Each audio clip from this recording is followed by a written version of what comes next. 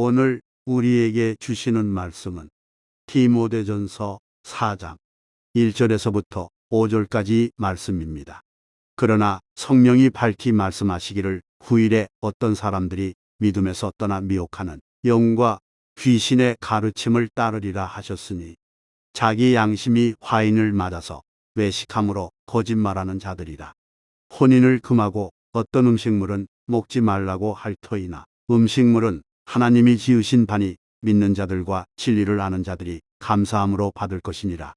하나님께서 지으신 모든 것이 선하매 감사함으로 받으면 버릴 것이 없나니 하나님의 말씀과 기도로 거룩하여짐이라.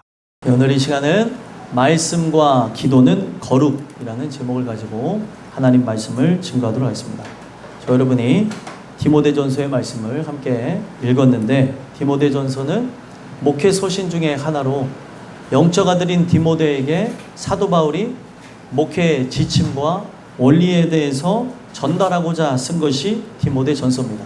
그래서 이 디모데전서를 통해 사도 바울이 원했던 것은 젊은 목회자였던 디모데에게 연소함으로 인하여 사람들이 업신이 여기거나 또 주의 뜻이 가려워지는 일이 없었으면 좋겠음을 바랬고, 그가 정말 하나님이 부르신 자답게 건강도 챙겨가면서 하나님의 영광을 위해 사용되어져야 될 자가 되라고, 바로 그런 의미에서 쓴 것이 디모데전서였습니다. 그래서 목회를 어떻게 행해 나가야 되는가, 그가 사람들은 어떻게 양육을 행해 나가야 되는가, 모든 부분에서 짧은 내용이지만 그들이 어떤 방식을 갖고 어떤 방향성을 갖고 나가야 될지를 가르쳤던 책이 바로 디모데전서라고 보시면 되겠습니다. 그래서 영적 아들 디모데에게 이 메시지를 주며, 특히 이제 1, 2, 3장과 4, 5, 6장이 이렇게 나눠지게 되면서 이 목회 사역에 대해서 그에게 이야기하는 바가 있는데, 특히 이제 4장 자체가 또 특별한 그 일들을 행해 나가는 목회자부터 과부, 장로, 목회자, 그리고 종, 지도자, 그리고 부자에 이르기까지 특별 사역에 대한 그 지침을 주면서 목회자를 중심으로 이들 모두가 하나가 될 것을 권고했다는 겁니다. 특히 우리가 읽은 이 4장의 이 내용 자체는 목회자 지침으로 목회자가 어떤 본을 보여야 되고, 또 지도자가, 그리고 하나님의 사람들이 어떻게 행해 나가야 될 것인가. 그러니까 이거는 목회자에 대한 지침이었지만 목회자를 비롯해서 모든 지도자들, 하나님의 사람들이 받아야 되는 말씀으로 증거했다는 사실입니다. 오늘 여러분들이 이 말씀을 들으시면서 말씀과 기도는 거룩이라는 이 절대적인 공식과 전제를 가지고 나라고 하는 존재를 돌아다보고 나의 삶의 방향성을 돌아보시면서 나는 과연 말씀과 기도로 거룩해진다고 하는 이 사실 아래 어떤 삶을 추구하고 있는가, 다른 쓰잘데기 없는 것, 무의미한 것, 무가치한 것들을 마음에 품거나 눈으로 담기를 소망하며 살기를 원치를 않았는가 돌아다 보시면서 오직 하나님의 주시는 귀한 은혜로 거룩하게 되어지는 그런 모든 역사가 여러분들에게, 저에게 나타나게 되길 간절히 소망합니다. 왜 말씀과 기도로 거룩해진다라고 하는 공식을 사도 바울이 많은 사람들에게, 특히 디모데를 중심으로 에베소 교회에게 전달한 이유가 무엇이냐면, 1절과 2절에 보게 되어지니까 말세의 때에 대대적인 배도가 있을 것을 예고하는 바가 있었기 때문에 그렇다는 사실입니다. 이거는 누구의 생각일까요? 디모데의 생각도 아니고 바울의 생각도 아니고 성령께서 밝히 말씀하셨던 바로 하나님의 생각이었음을 이야기를 합니다.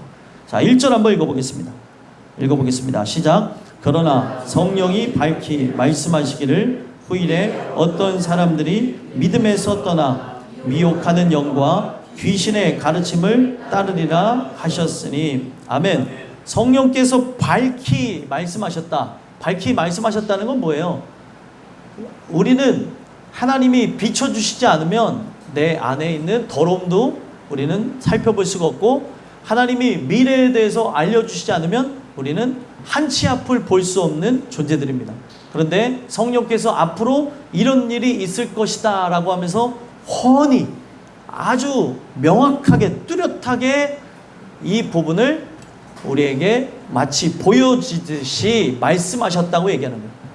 그러니까 말씀이라고 하는 것은 불명확하지 않습니다. 정확합니다. 모호하지가 않아요. 그러니까 하나님의 말씀인 거죠. 근데 사람의 말은 모호하기도 합니다. 어떨 때는 이런 것 같고 저런 것 같고 도대체 무슨 말인가. 어떨 때는 이런 표현 방식으로 얘기를 하고 저런 표현 방식으로 주관이 뚜렷하지 않는 사람들의 말을 볼 때가 있는데, 말씀은 흑독 위에 7번 단련한 은과 같은 말씀이다. 불순물이 없다는 거예요. 사람의 생각이 안 들어가 있다는 거죠. 왜 이 말씀을 그렇게 표현하며 오늘 우리에게 말씀하시는 줄 아십니까? 사람은 자기의 생각이 너무나 뚜렷해요. 그 생각이 뚜렷하기에 하나님의 말씀을 들을 때 거부감이 들거나 이 말씀을 순종해야겠다는 생각이 들지 않을 때가 많다는 거예요. 왜냐하면 우리 속에 예수로 꽉 차 있으면 상관이 없는데 내 생각으로 꽉 차 있기 때문에 그렇다는 거예요. 오늘 성령께서 이러한 말씀을 우리에게 주시는 이유가 무엇이겠습니까? 여러분들 안에 꽉 차야 될 것은 세상에 더럽고 추악한 썩어질 사상이나 이념이나 세상의 개념들이 아니라 하나님의 생각, 하나님의 그 뜨거운 우리를 향한 사랑이 가득 차야 될 줄 믿습니다. 그래서 밝히 말씀하시는데 어떤 이야기를 하셨대요? 후일에 어떤 사람들이 믿음에서 떠나게 될 것임을 얘기하죠. 어떤 사람들이라고 하는 것은 누구를 얘기하겠습니까? 불특정 다수, 여러분들도 될 수도 있고 저도 될 수도 있다는 것을 가르쳐 주시면서 이 말씀에 붙어 있는 자, 이 말씀에 생명을 거는 자. 아까 팀 412가 찬양 인도를 했는데 그 말씀에 생명을 거는 자, 그 말씀에 운명을 거는 자, 이런 자들 하나님이 찾으신다고 얘기하고 있어요. 이것을 우리가 함께 고백하며 하나님을 찬양하지 않았습니까? 그 말씀에 붙어 있느냐 붙어 있지 않느냐가 지금 이 말씀을 들을 때 여러분들의 눈빛과 태도와 여러분들의 생각과 또 여러분들의 마음들이 함께 이 부분 속에서 나타나더라는 거예요. 오늘 어떤 사람들이라고 하는 것은 여러분들이 해당되는 사람들이 되면 안 됩니다. 바로 여러분들과 저는 하나님의 그 믿음 안에만, 바로 예수 이름 안에만 살게 되어져야 되는 자들이 여러분들과 저야 될 줄 믿습니다. 그래서 어떤 사람들이 그렇게 될 거라고 얘기하는데 이들의 가장 큰 문제는 뭐예요? 믿음에서 떠났다는 거예요. 믿음에서. 그러니까 믿음에서 떠나는 사람들을 보게 되면 말씀을 잘 받지 않게 되는, 말씀의 은혜를 받지 않는 것이 한 주, 두 주, 세 주 반복되어지면서, 그러니까 이 말씀이 나에게 믿어지거나 깨달아지는 역사가 늘 날마다 때마다 있어야 되는데 이런 일들이 없어지게 되면서 믿음이 연약해지고 믿음이 상실되어지는, 믿음이 없게 되는 그 모습을 토대로 이들은 떠나게 되더라는 거예요. 그래서 지금 이 시간은 여러분들이 피곤했을지라도, 내가 아팠을지라도 정말 하나님의 은혜를 사모하며 말씀을 들어야 되는 시간이 바로 이 시간입니다. 이 시간에 말씀을 들으심으로 여러분들이 그 들음으로 믿음이 생겨나게 된다면 세상을 이깁니다. 근데 믿음이 없으면 세상에게 질 수밖에 없다는 거예요. 오늘 믿음에서 떠나는 사람들은 못나서 특별한 자들이 떠나는 게 아니에요. 어떤 자들, 불특정 다수가 될 것을 얘기하는데 그들이 말씀을 가까이 하지 않고 이 말씀에 대해서 은혜를 받지 못했던 것이 반복되어지고 예배를 기피하고 거부하고 나아갔던, 게으르고 나타했던 그 삶이 결국에 세상의 가르침을 따라 타종교로 가기도 하고 하나님을 마음을 아프게 하면서 방황하는 자들이 되는 모습들도 있더라고요. 그래서 이들이 왜 믿음에서 떠났는가? 성경은 이야기하기를 미혹하는 영과 귀신의 가르침을 따르게 됐기 때문에 믿음에서 떠났다고 얘기해요. 미혹하는 영이 무엇일까요? 여러분들 만약에 여러분들이 영안이 열려서 이거는 미혹의 영의 역사다라고 하는 것을 눈으로만 볼 수 있으면 따라갈까요? 안 따라갈까요? 안 따라가고 그것에 동의하거나 함께하는 일이 없습니다. 근데 미혹의 영의 역사라는 것을 모르니까 내 영혼을 미디어에 그냥 영상에 노출을 시켜서 여러분들 히브리인의 시각을 통해서 여러분들 말씀드리면 눈은 마음의 창이에요. 이 눈을 떠서 보는 그것을 히브리인들은 담는다고 생각을 합니다. 이것을 눈에 담아서 마음속에 넣는다고 얘기를 해요. 근데 그 각종 어디가 출처인지도 모르는 영상물들을 내 눈에 담아서 마음속에 저장을 하니 미혹을 받을 수밖에 없는 거예요. 여러분들 영상물이 요즘에는 유행하는 게 무엇입니까? 1분이에요. 1분. 영상물의 그 1분짜리 그 영상에 의도가 있을까요? 없을까요? 있어요? 없어요? 있죠. 우리 교회 쇼츠 영상 1분짜리 그 말씀에도 의도가 있습니다. 제목이라는 게 있어요. 이것을 제작한 이유는 그렇다라고 하는 거죠. 그래서 그 말씀을 들을 때에 의도를 알고 깨닫게 되어지고 어떤 무료하고 무의미하고 그리고 유혹이 많은 세상에서 깨어나는 자들이 있습니다. 1분 영상을 보면서.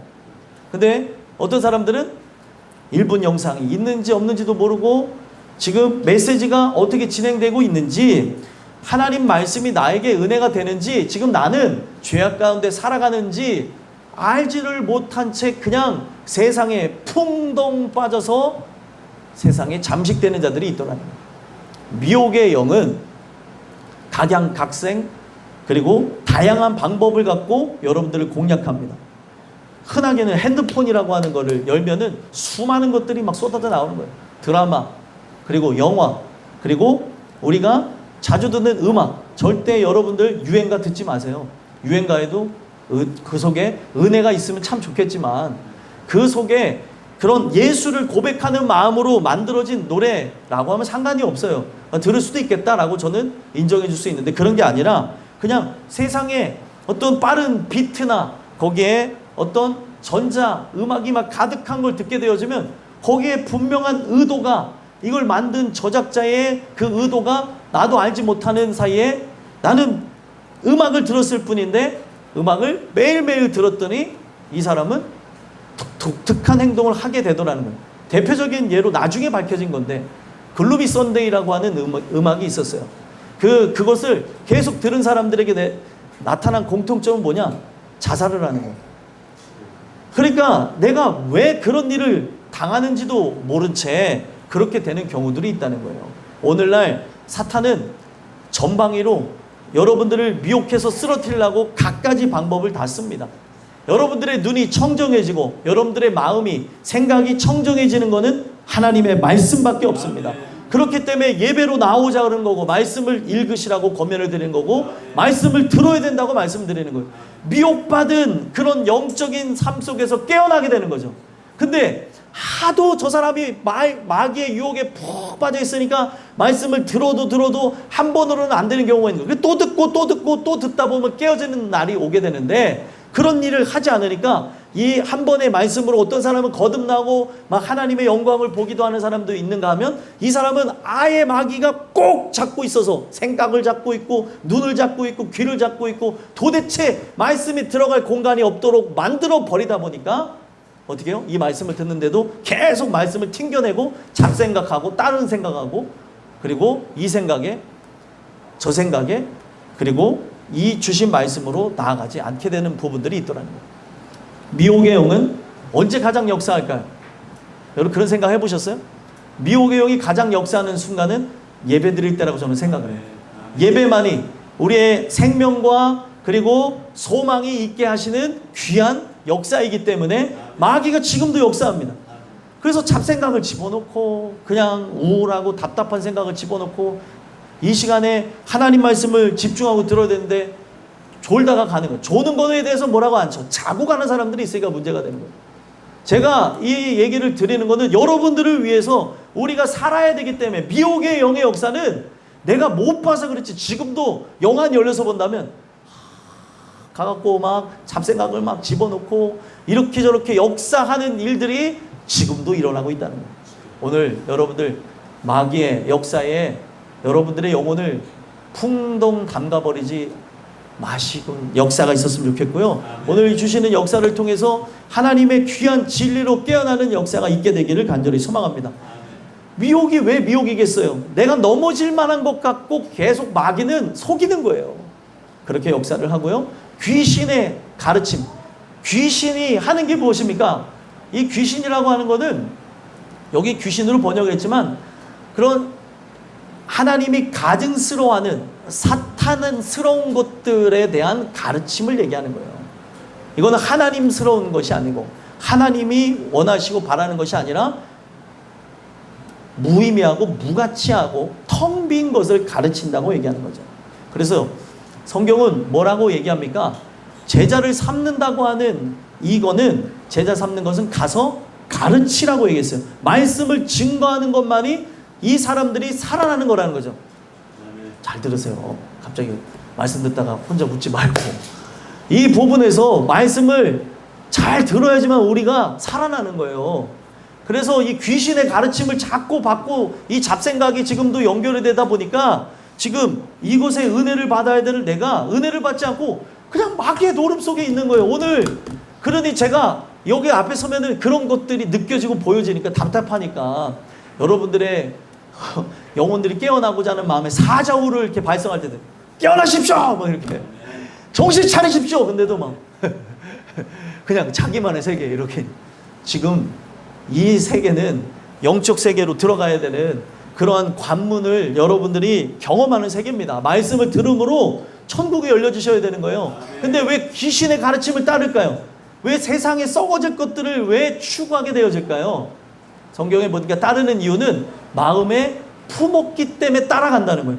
이 마음속에 죄악대로 살고픈 생각, 그냥 내 멋대로 살고픈 생각, 방황하고 방탕하고 더럽고 추악하게 살고픈 생각이 있기 때문에 귀신의 가르침을 따라가더라는 거예요.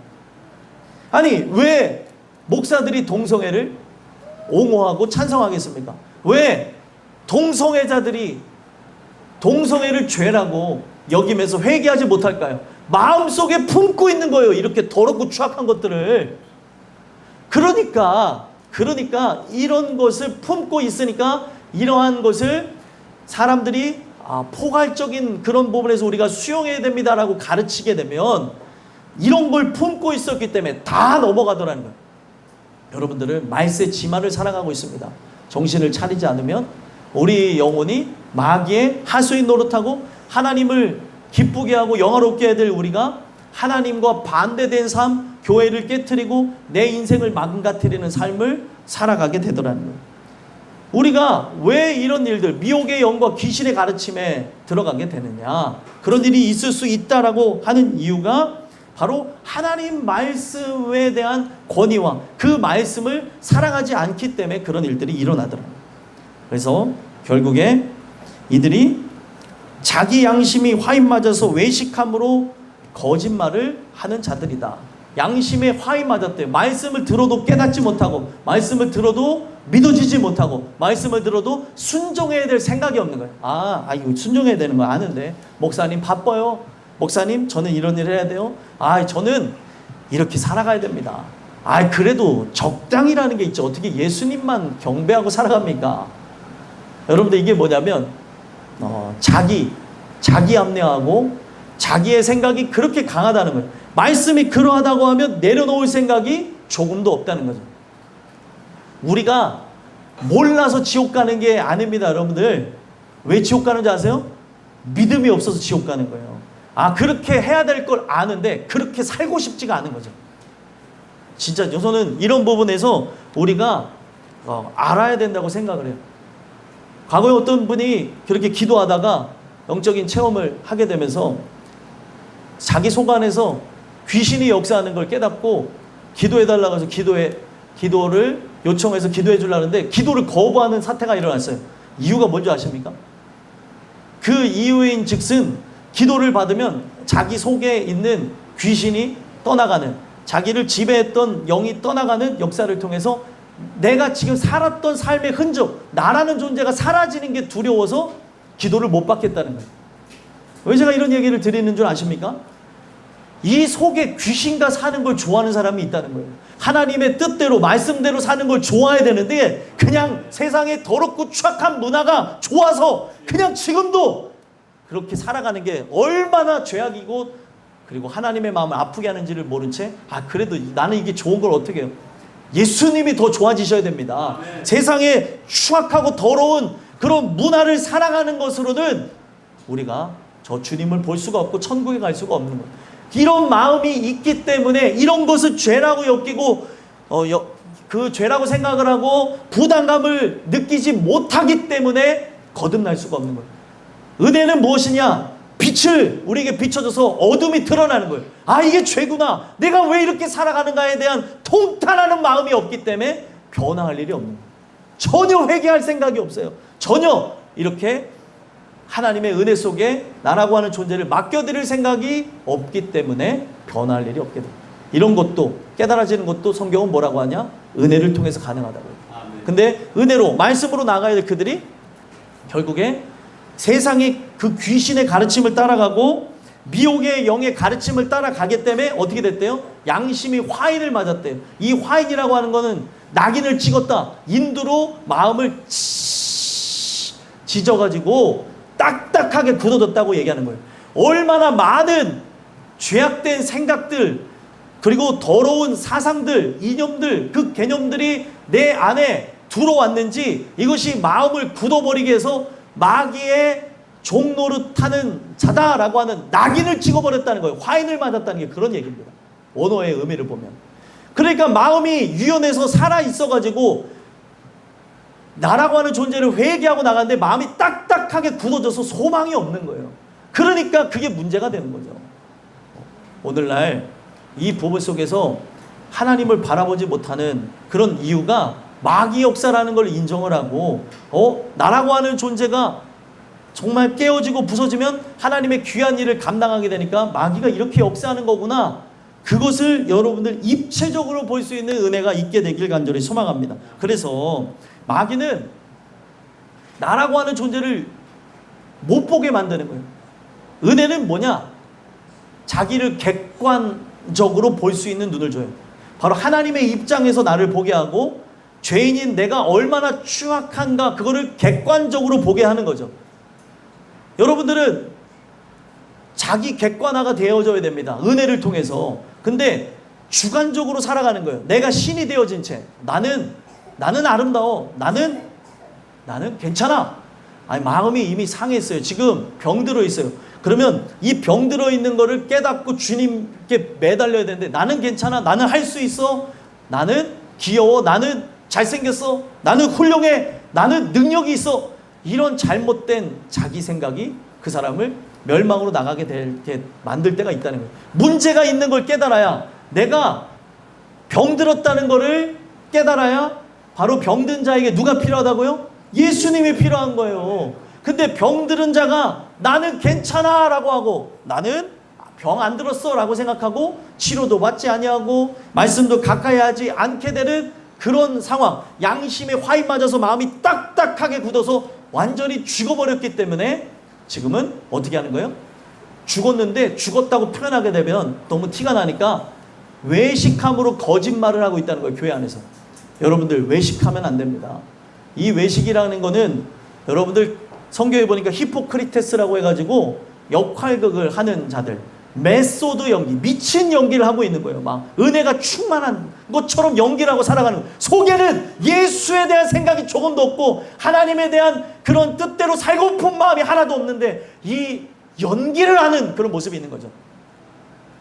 봉사자들이, 임직자들이, 목사가, 그리고 하나님의 일을 감당한다고 하는 수많은 사람들이 혹시나 연기하는 건 아닌가 살펴봐야 됩니다. 연기하는 게 아니면 불편하게 들으실 필요가 없어요. 근데 연기하고 다 딴짓하는 거예요. 이 교회 안에 들어왔을 때는 역할극에 충실한 겁니다. 나는 직분자니까, 나는 이런 역할을 해야 되니까, 이런 사람이니까. 근데 이 문을 바깥에 나가면 세상 사람보다 더 세상 사람처럼 살아가고, 말씀은 일주일 내내 이 성경에 있는 글씨 한 톨도 보지 않는데 어떻게 그리스도의 사람이라고 얘기할 수 있겠냐는 거죠. 오늘날 우리가 말씀을 가까이 하고 늘 그런 부분에서 하나님이 이끌어 가시는 흔적이 있어야 되는데 세상에 그냥 무의미하고 무가치한 것만 자꾸 담으니까 교회 안에 왔을 때는 연기하는 거예요. 외식한다는 게 그 연기를 하면서 역할극을 감당하고 있다는 거예요. 여러분들 역할극을 감당하는 사람입니까? 아니면 그리스도 예수의 사람입니까? 그리스도 예수의 사람이길 간절히 소망합니다. 근데 그리스도 예수의 사람이 아닌 채로 그리스도 예수의 사람인 척하며 우리가 이 교회 일들을 감당하면 성경은 뭐라고 얘기하는 거예요? 거짓말하는 자들. 우리를 누구 앞에든 하나님 앞에든 사람 앞에든 우리를 인정하고 하나님의 은혜를 구할 때 은혜가 우리에게 충만하게 올 것이라 저는 믿습니다. 그래서 그때 당시의 사람들은 뭐가 관심이었냐? 거룩이라는 게 관심이었어요. 이 거룩이라고 하는 거를 자꾸 다른 방향성에서 자기를 변화시키려고 하니까 3절에서부터 5절까지 내용을 통해서 세상 사람들 같은 교리, 그리고 자기가 중심되어져서 금욕주의와 율법주의에 대한 그런 시각을 갖고 자기가 스스로 거룩해지려고 하는 이런 움직임을 버려버리고 오직 말씀과 기도로 거룩해지라고 이 메시지를 줬다는 거예요. 그래서 그때 당시에 많은 사람들이 교회 안에 무엇으로 거룩해진다고 생각하는 인식이 있었냐면 디모데가 사역했던 바로 그곳은 에베소 지역이었습니다. 에베소 지역에 보게 되면 아데미 신상이 이렇게 크게 있고요. 거기에는 많은 사람들이 종교를 탐독하면서 살아가는 그런 부분들이 일상이었어요. 거기에는 뭐 정말 에베소 지역에 가게 되면 그때 당시에 엄청나게 세상의 지식을 다 담았다고 하는 엄청난 크기의 도서관도 있었어요. 그 도서관이 나중에 전쟁으로 불타서 없어지게 됐지만 그 흔적은 남아있는데 20만 권 이상의 책이 그때 당시에 있었다는 거예요. 막 그래서 사람들은 세상의 생각으로 가득 차 있는 그곳에 가서 사도 바울이 거기는 아직 교회도 없는 그곳이니까 어떻게 했는지 아십니까? 아데미 신상 앞에서 복음을 증거하는 거예요. 복음을 증거해서 그들이 갖고 있는 모든 그런 생각, 어떻게 하면 이 땅에서 성공해 볼까? 어떻게 하면 이 땅에서 진짜 존경받는 사람이 돼볼까? 라고 하는, 나를 포장하고 나를 속이고 하는 마술서적으로 가득 차 있는 그걸 연구하는 사람들이 있는 그곳에 가서 복음을 증거한 것으로 어떻게 됐습니까?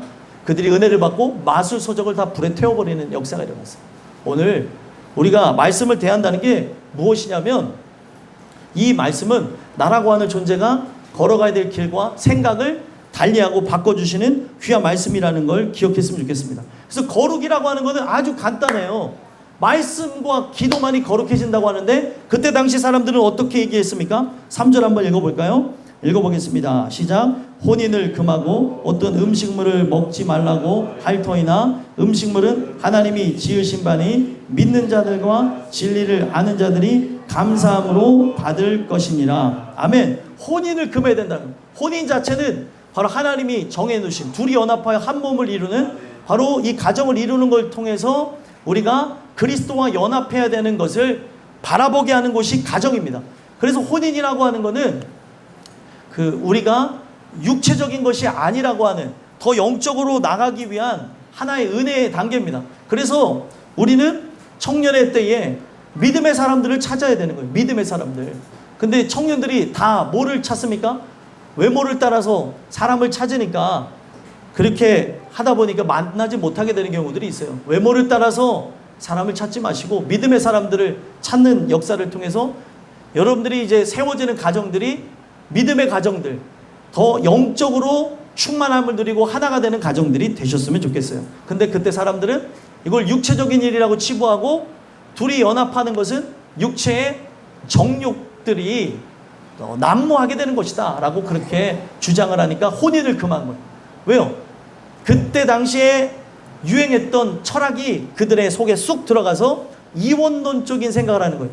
영은 선하고 육은 악하다.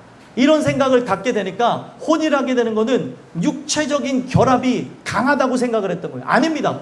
혼인을 하는 것은 둘이 연합하여 한 몸을 이루고 우리가 예수가 머리가 되어지는 아름다운 공동체를 이루기 위해서 그렇게 하나님의 역사는 진행되어지는 거예요. 오늘도 이 메시지가 중요한 것은 혼인을 금하지 말라고 성경은 분명히 얘기하고 있는데 어떤 사람들은 혼인을 금하고 거룩해지는 길이라고 생각해서 천주교는 어떻게 해요? 천주교 사제들은 결혼하지 않잖아요. 절대로 결혼하지 않는다고 해서 그들의 정욕이 사라지거나 그런 게 아닙니다. 오늘 우리가 이런 정욕을 제어할 수 있는 것, 거룩해지는 유일한 길은 말씀과 기도만이 그렇게 한다는 걸 믿었으면 좋겠습니다. 그래서 이것도 잘못된 거고, 음식물을 먹지 말라. 어떤 음식을 먹으면 부정하게 된다는 생각 자체는 뭐를 믿지 못하는 거예요? 율법의 완성이신 그리스도가 모든 것을 이루셨다. 십자가에서 죽으심을 이루셨다는 걸 믿지 못한다고 하는 것을 얘기하는 거예요. 여러분들은 기독교인이면은 못 먹을 음식이 있습니까? 없습니까? 없어요. 모든 음식을 다 드셔도 됩니다. 근데 그때 당시 사람들은 이거는 부정한 것, 이거는 잘못된 것. 여러분 커피 좋아하시는 분들 계십니까 여기?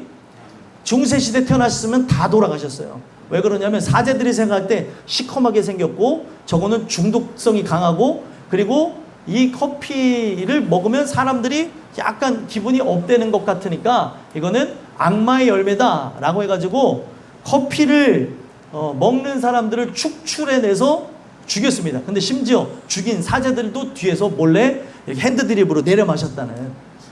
이게 진짜 웃긴 거예요 여러분들. 그래서 나는 오늘 커피를 먹고 죽겠다고 했던 사람들이 얼마나 되겠어요? 얼마나 몇 명이나 될 것 같습니까? 예? 저번에도 한번 말씀드렸는데 커피를 먹고 나는 죽음을 선택하겠다라고 하는 사람이 10만 명, 10만 명이 그렇게 죽었어요. 커피 때문에.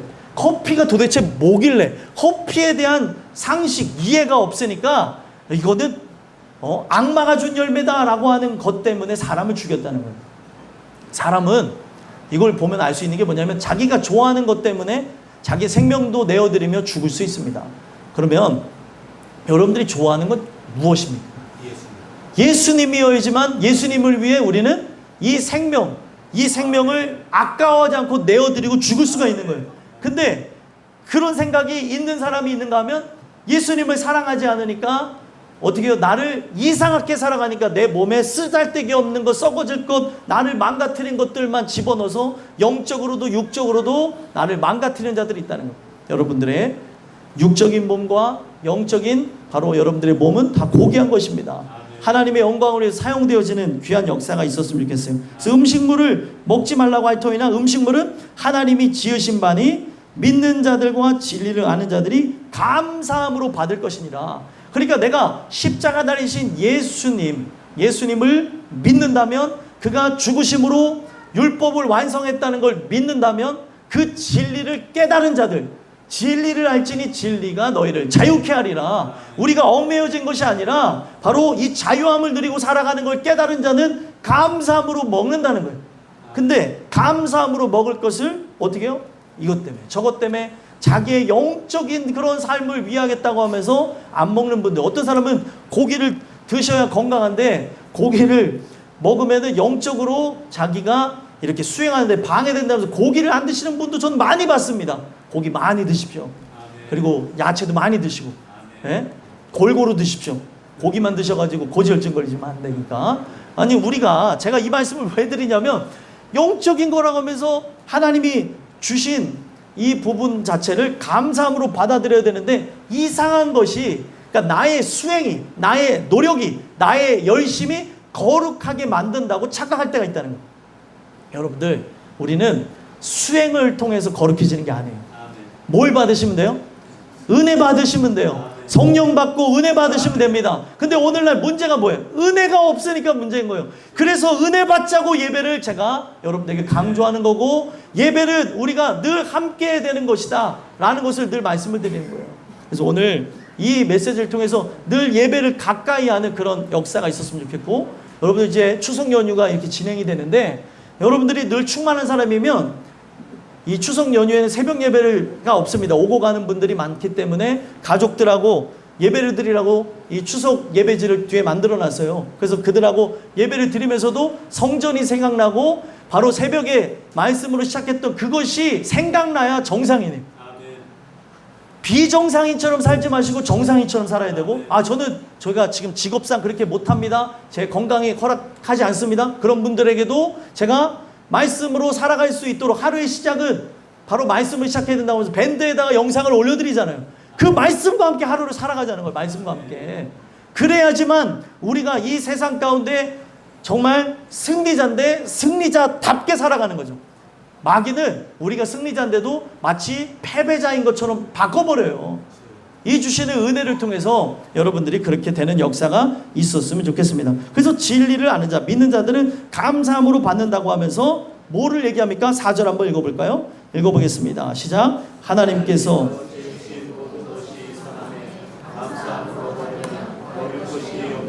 아멘. 하나님께서 지으신 모든 것이 어떻다고요? 선하다고 얘기해요. 감사함으로 받으면 버릴 것이 없다라고 얘기해요. 그러니까 이 세상은 뭘로 창조되어졌나요, 여러분들? 말씀, 하나님의 말씀으로 창조되었죠. 하나님의 말씀으로 창조되었다면 이 세상은 뭐에서 나온 거예요? 말씀 안에서 나온 거죠. 그러면 이 모든 것들은 사실은 어떤 거예요? 선한 건데 이 선한 것을 사람들이 오용, 악용하게 하는 것으로 이 모든 것들이 다 무너지고 다 깨어지고 상하게 되는 거죠. 그러니까 우리가 하나님 안에서 하나님이 주신 것을 잘 누리고 은혜 속에 잘 살아간다고 하면서 이 자연과 함께 살아가는 것을 우리가 하나님의 말씀이라고 여기며 살아간다면 환경을 특별히 보호해야 될 일도 없습니다. 환경에 대해서 그렇게 늘 생각하고 살았다면요. 근데 그렇게 안 하고 개인적인 집단적인 이기주의에 빠져서 자기네들이 더 돈을 벌어야 된다 뭐 해야 된다고 하면서 여러분들 생각해 보세요. 아마존이 지구의 심장이라고 하는데 아마존 땅에 원주민도 막 내쫓으면서 벌목을 하잖아요. 벌목을 하는 거는 뭐예요? 막대한 돈을 벌기 위해서 벌목을 하는데 그것 때문에 지구에 어떻게 됩니까? 산소가 부족해지는 상황이 온다. 뭐 그렇게들 얘기하지 않습니까? 지구 온난화가 오는 데에서 이런 것이 있다. 뭐 학자들마다 다르게 얘기하지만 이런 것이 다 뭐예요? 말씀 안에서 통치를 받지 않기 때문에 이기적인 그런 지성을 갖고 정서를 갖고 뜻을 갖고 살아가기 때문에 결국에 우리 모두가 죽음으로 나가게 되더라는 거예요. 지금 이 탄소세를 받는다는 그런 얘기가 생기잖아요. 이거를 왜 탄소세를 이렇게 적립을 하겠다라고까지 하냐면 이대로 가게 되면 지구의 온도가 1도 이상이 올라가게 되는데 0.5도만 올라가도 지구의 기후가 변하게 되는데 이 상태로 가게 되면 2050년 되면 여기 있는 분들이 이 세상에 막 급변하게 되는 그 자연 기후에 의해서 돌아가실 확률이 많아진다잖아요. 그러니까 사람은 자꾸 이 지으신 이 모든 것이 선하고 이 선한 것과 함께 공존하고 살아갈 생각을 하지 않고 어떻게 해요? 자기의 그 당대만 살아가려고 하다 보니까 그 이기적인 것이 한 세대, 두 세대, 세 세대를 지나고 계속 몇 세대를 지나면서 지구는 더욱더 이렇게 아파가고 우리도 죽게 되는 상황이 이르게 됐다는 거예요. 지구의 온도가 이 산업혁명을 맞이하면서 몇 도가 올라갔다고 하잖아요. 몇 도가. 원래는 그게 몇 천 년에 거쳐서 조금씩 올라갈까 말까 하는 그 온도가 단 200년 만에 수도 이상 올라가게 되면서 이 지구가 그렇게 아파하게 되는 그런 것을 봤다라고 얘기해요. 제가 이런 말씀을 왜 드리냐? 지으신 모든 것이 선한데 그 뜻이라는 것이 있는데 그 목적을 잃어버린 채 사용되어지고 과용하게 되어지고 남용하게 되어지면 어떻게 되는 거예요? 다 멸망으로 나간다는 거예요. 근데 하나님이 지으신 그런 모든 것들 중에 그들이 먹는 음식은 바로 그들의 건강을 위해서 분명히 마련되어진 건데 동식물은 바로 그렇게 마련되어진 건데 이것을 그들이 거룩하게 한다고 하면서 안 받으려고 하는 경향이 있었다는 거예요. 그래서 모든 것이 선함에 감사함으로 받으면 뭐라고 얘기해요? 버릴 것이 없다는 거예요. 그래서 여러분들 우리가 사실은 이 말씀 속에서 다시금 짚어봐야 되는 게 뭐냐면 기독교에도 유행했던 단어가 있어요. 무엇입니까? 내려놓음이라는 단어예요. 기독교에서 써도 되냐? 써도 됩니다. 하지만 내려놓음보다는 더 기독교식으로 얘기할 때 중요한 단어가 무엇이냐면 거듭남입니다. 다시 태어남. 내려놓으면 죄송하지만 불교적 용어예요. 기독교에서 사용할 수 있냐? 기독교 사용할 수 있죠. 우리는 날마다 내려놔야 되는 존재인데 중요한 거는 나 스스로가 나를 내려놓을 수가 없어요. 그러면 예수님이 존재하실 이유가 없거든요. 내가 이렇게 할 수가 있다고 한다면 하나님이 다 하시는데 내가 거기에 동의가 돼서 내가 해야 될 부분이 있다면 이거는 신과 인간이 협동한 것으로 구원을 이룬 거죠. 근데 신인 협동설 자체는 여러분들 복음주의에서는 이단으로 치부합니다. 근데 그런 것이 교회 안에 만연해서 목회자를 통해서 하나님이 하시지만 여러분도 해야 됩니다. 그러면 사람들이 아멘! 저도 하겠습니다. 주를 위해 하겠습니다. 그런 일들이 막 벌어지더라는 거예요. 내가 만약에 했으면 이거는 뭐예요? 하나님이 하신 거예요. 하나님이 하게 하셨다는 거죠. 나에게서는 선한 것을 찾아볼 수가 없는 거예요. 근데 이 부분 속에 많은 사람들은 어떻게 해요? 내가 자꾸 해야 된다고 내가 나로부터 부흥이 시작됩니다. 그래서 내가 해야 됩니다. 라고 하는 인식을 가질 때가 있어요. 여러분들 부흥은 원초적으로 누구로부터 시작됩니까? 하나님으로부터 시작되어지고 하나님의 사람을 하나님이 세워서 하나님이 하십니다. 그래서 나로부터 시작되는 게 아니에요. 나로부터 시작되어진다라고 하는 그 의미를 몰라서 얘기하는 게 아닙니다. 나라고 하는 존재를 사용하옵소서 겸손하고 겸허하게 이것을 하나님 앞에 기도하며 간구해야 되는 것이지 내가 할 거다라고 하는 걸로는 기독교는 변하지 않고 교회도 성장할 수 없습니다. 여러분들 주시는 은혜를 통해서 하나님의 도구로 아름답게 사용되어진 역사가 있었으면 좋겠습니다. 그래서 모든 것이 선함에 감사함으로 받으면 버릴 것이 없다라고 하면서 진짜 문제는 뭐예요? 하나님이 지으신 모든 것이 선한데 의도를 다 바꿔버린 거예요. 그리고 하나님의 생각은 온데간데 없고 자신의 생각대로 살아가기 때문에 그렇다는 것을 이야기하면서 뭐로 우리가 나를 버리는 것으로 내려놓는 것으로 안 먹는 것으로 절제 내 스스로가 절제하는 성령에서 의하는 절제 말고요. 내가 금욕을 한다는 것으로 거룩해지는 것이 아니라 바로 뭘 통해서 거룩해진다는 거예요? 자, 5절 읽어보겠습니다. 읽겠습니다. 시작. 하나님의 말씀과 기도로 거룩하여 지미니라. 아멘. 아멘이십니까? 아멘. 말씀과 기도만이 나를 거룩하게 한다는 거예요. 아멘. 그래서 예배는 우리가 쉴 수가 없는 거고 예배가 삶이 돼야 되는 거고 이 예배가 지속돼야 되는 이유가 거기 있는 거예요. 왜 이제 예배를 전에보다 더 잘 드리는데 예배에 대해서 또 말씀하십니까? 이 예배만이 살 길이라는 거예요. 어떤 특별한 그런 시기가 왔을 때 예배를 드리는 사람이 있는가 하면 특별한 시기에 놀고 먹고 즐기는 사람이 있어요. 이유가 무엇이겠습니까? 마음속에 뭐를 품고 있느냐가 드러나는 거죠. 오늘 이 메시지를 통해서 여러분들 말씀과 기도로 거룩해진다는 것을 꼭 기억하시고 말씀과 기도로 거룩해진다고 하는 그 의미는 다음 시간에 또 제가 살펴보도록 하겠지만 말씀과 기도에 대한 것을 여러분 축약하면 무엇이냐? 말씀은 바로 누구세요? 예수님이시죠. 바로 예수님과 그리고 기도는 뭐예요? 바로 성령님을 상징합니다. 그래서 바로 예수님과 바로 성령님을 통해서 우리는 거룩해지는 존재다. 거룩이라고 하는 건 누구의 속성이에요? 바로 하나님의 속성이에요. 인간이 노력함으로 나타낼 수 있는 속성이 아니라 내 안에서 하나님이 나타나시는 거죠. 근데 하나님이 나타나신다는 것은 내가 그분을 소유할 수 있는 게 아니라 그분을 영접해야 되는 거고 그분이 내 안을 통치하시고 다스릴 때 바로 우리에게서 드러나는 것이 통치함과 다스림을 받는 모습인 거룩이라고 하는 그 행적이 우리의 삶에 드러나더라는 거예요.